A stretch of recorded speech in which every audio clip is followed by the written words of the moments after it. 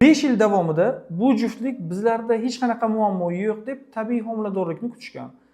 Lekin ulardagi bunaqa muammoni biron bir shifokor ham ularga aytmagan. Yaqinda bir juftlik menga murojaat qilib kelishdi. 5 yillik bepushtlik bilan tekshirib ko'rganimda biron bir bepushtlikni sabab bo'ladigan jiddiy muammo yo'qligini ko'rdim.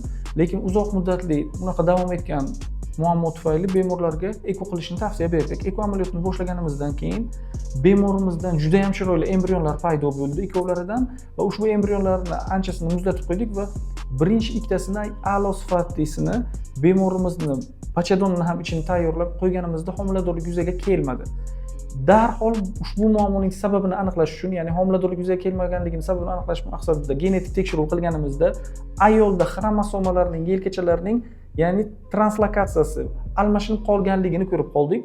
Bu muammo ularda bepushtlik muammosining asosiy sababi ekanligini aniqladik. Bu turdagi ayollar tabiiy homilador bo'lish shansi umuman yo'q bo'ladi. Aksincha faqat va faqat eko qilganda, genetik tekshiruv embrionni qilinganda, sog'lom embrionni bachadonga qo'yilgandagina homiladorlik yuzaga kelishi aniqlandi. Ushbu videoni saqlab qo'ying va albatta uzoq yillik bepushtlik muammosi bor bo'lgan tanishingizga jo'natib qo'ying.